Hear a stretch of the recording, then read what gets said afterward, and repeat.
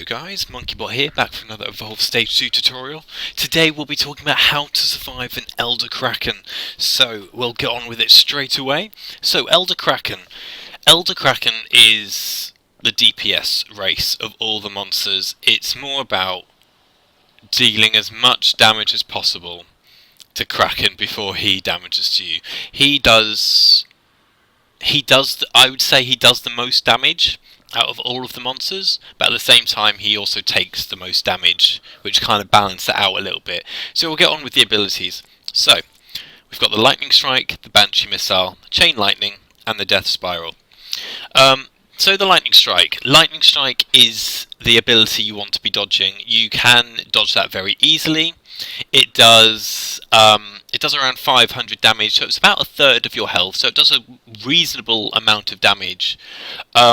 And you do really want to be dodging these lightning strikes if possible. So you want to be using 1, possibly 2 jetpack boosts. The reason you might only need 1 is because once it's in position, the monster can no longer move that lightning strike, so you know exactly which way you're heading. I kind of use, there's a beam of light which comes out of the Kraken's eye, and if it's sort of going behind you, you dodge forward. So I kind of use that beam of light to judge where the lightning strike is without actually looking at it. So that's another way you can use it. I'll demonstrate that later when I actually play him, and I'll show you what I mean. So next one, the Banshee Missile. The Banshee Missile does exactly the same amount of damage as Lightning Strike, but if you're playing against a good monster, it's very difficult to dodge if they're right up in your face. If they're using melee attacks to damage you, and suddenly a Banshee Missile comes out of nowhere, you've got no time to react. Even if you did try and dodge it straight away, you're not likely to get out. So it's Banshee Missile is more about practice with an Elder Kraken and knowing the cooldowns and trying to dodge before he's even casted the Banshee Missile. That's the only way you can do it. Sometimes it's just best to tank it. Even though it does do a huge amount of damage, it's not very easily dodgeable. So the next ability is Chain Lightning. Now Chain Lightning is basically the anti-deployable ability. It is the best ability in the game at destroying deployables. It has up to 5 links, so with the initial person who's in the radius will take the most damage. The more people who are linked together, the more damage that original person takes. It also, like I said, uses deployables and wildlife, so if there's only 1 hunter there and there's like 2 sentry guns and 2 striders, that person who's in the original radius of the lightning strike will still take the full amount of damage. The best way to deal with a lightning strike, the radius isn't very big. The initial radius, not so much the chain radius because that is huge, but the initial radius is pretty small, so you can dodge it. But most of the time, I, as a support, will just use my shield burst. I will shield burst, so everyone takes, so all the shields are being used. If I don't have a shield, that's normally when the medic will then use the heal burst. So if you're playing with something like Val or Kyra or who else? Val and Kyra are probably the big ones that I can think of off the top of my head. They will then use their heal burst if the shield burst isn't quite ready, which you should have your shield burst every 2 chain lightning, so you sort of alternate them. So that's the best way to deal with chain lightning. Death Spiral. Death Spiral is actually, if you stand in it and don't get out, it's the most damaging out of all of the abilities. Like, all of these abilities are so high damage. Like Lightning Strike's about a third, Banshee Missile's about a third, Chain Lightning is also about a third, but Death Spiral, like a third of your HP that is, but Death Spiral does the most damage out of all of the abilities if you just stand in it. So as soon as you see the Death Spiral, you need to get out of that thing straight away. So the way you want to be using your jetpack is you always want to be saving a boost for the lightning strike, and you always want to be saving a boost for your death spiral. So if you have 2 boosts available, you could probably get away with trying to duke round and avoid the Banshee missile or the chain lightning, but most of the time you'll be just tanking that and using your shield burst or heal burst for that. So we'll get into what hunters are very good against Kelder. What should I go? I'll just do that. So first of all, with medics, medics are very important with a Kelder because Kelder does very good spread damage. He's especially with the chain lightning. Like, I find so many games, particularly in pub games, where I use the chain lightning, I get someone down and I just turn around and there's already someone half health behind me because of that chain lightning. So Val, although she has got a semi-decent heal burst for others, the fact that she can only heal 1 hunter at a time efficiently is probably not the best pick to go. So Rogue Val is a possibility, but you need to be very efficient with that heal burst. Rogue Val can be good. You can heal multiple hunters at the same time. So yeah, possibly. Although you may have to be using your healing field, so your heal burst through just the chain lightning, even when you're not being focused. Laz, I find, is very good because Kraken's abilities are very slow recharge, and you have to be in people's face to actually deal damage. When you have a Laz on the team, if the monster camps the body, then the Kelder's then not doing any damage to anyone. So Laz can be a very good pick. Kyra is a very good pick. Her group healing is very good. Yes, you can heal everyone at the same time, including herself, very efficiently. Quantum Kyra, not so much. Kelder has quite a lot of knockback on all of the abilities, really, apart from, well, 2 of the abilities. There's Banshee Missile and the Lightning Strike, but then you've got the Vortex, which is an area denial ability, so you're forced to get out of the healing radius anyway. Slim, I find, is the best medic. I know some people will say he's overpowered. I don't think he is. I feel like some monsters need buffing, but for Kelder, he is very good. If a decent monster player knows that he's up against a Slim, he then won't be taking Chain Lightning, because Slim will get more heals out than the Chain Lightning will dish out the damage.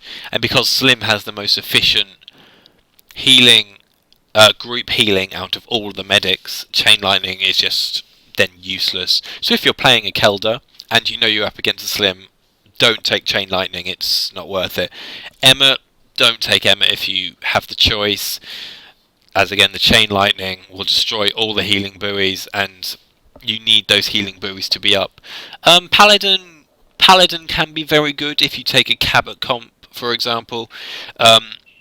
He can stay alive quite well, and he can keep his teammates alive quite well at the same time. So obviously he requires a lot of skill to play, but if you have that skill, Paladin is definitely a good medic to choose. So Laz, Kyra, Slim, Parnell, and maybe Rogue Val, and Val if you're very efficient with the heal burst. So we'll go on to supports. Supports, honestly, you could probably use Hank, Tech Hank, and Cabot. Bucket, same again. You could take Bucket because the sentry guns aren't so life-saving like the heal buoys. So you could take Bucket if you really wanted to. Sunny, Kelder, I just feel like is the counter to Sunny because the shield drone, like, he doesn't even have to focus the shield drone and it will just die anyway through the chain lightning, the death spiral, anything. So Sunny's probably not the best pick. And Carla, although we've been practicing with Carla and she is getting a lot better, again, the chain lightning will destroy the teleport pads, which will get rid of most of your mitigation ability. So Carla's probably not the best to pick. Trappers, you want some hard CC trappers with Kelder, because Kelder is very... He's kind of a bit like Behemoth. He sort of stays in a general area.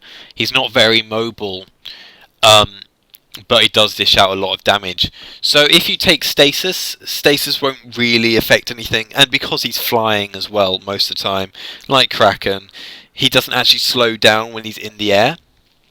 So you want to be using hard CC, so Maggie, Griff, E-Griff, possibly Wasteland Maggie, Jack. You want to be using them to try and create distance between the person who's being focused and the Kraken, the Elder Kraken. So hard CC trappers are the best to go. Assaults, I would say that Hide is very good, because again, Elder Kraken's not very mobile. He'll be staying in the toxic grenades a lot more often, so that will dish out a lot of damage. Parnell's very good. Another reason, because Elder Kraken has to be so close, and the fact that Elder Kraken has such a big head, you can get a lot of headshots with the combat shotgun.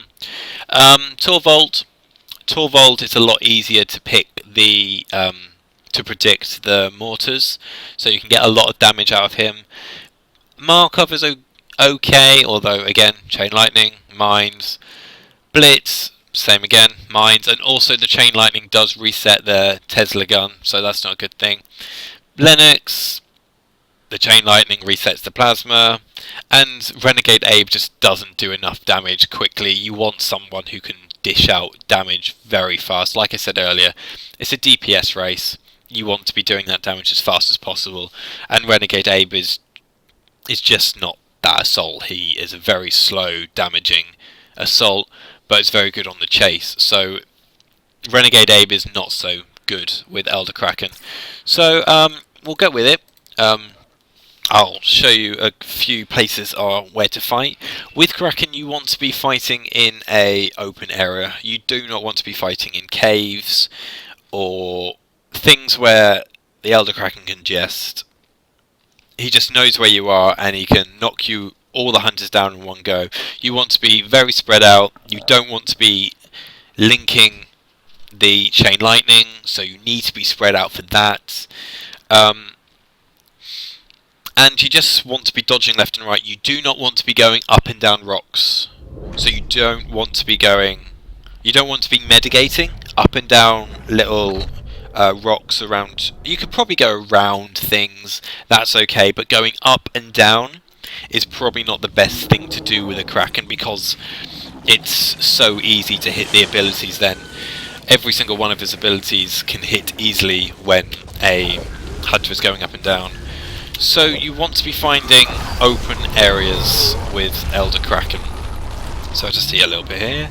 The relay for this map, for example, is very open. This place to fight here, you can see this is only a stage 1 lightning strike, and it already hits the entire area. It has quite a large radius, so you need to be careful of that.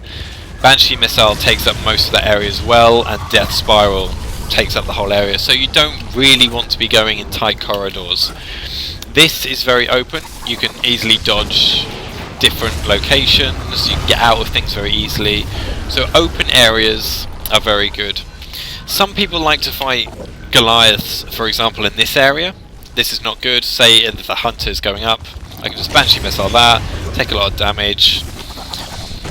You do not want to be going up and down things. Another good area to fight,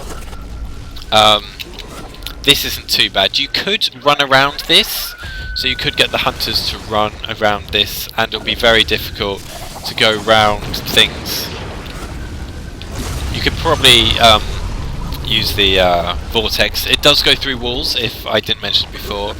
So if I wait to get it back, if I go up like this, you can be taking damage from the other side, so that's one thing to mention. So that's all there really is to Elder Kraken. Like I said, it is a DPS race. You will be getting strikes with Elder Kraken. It's just dealing the damage faster than you take it.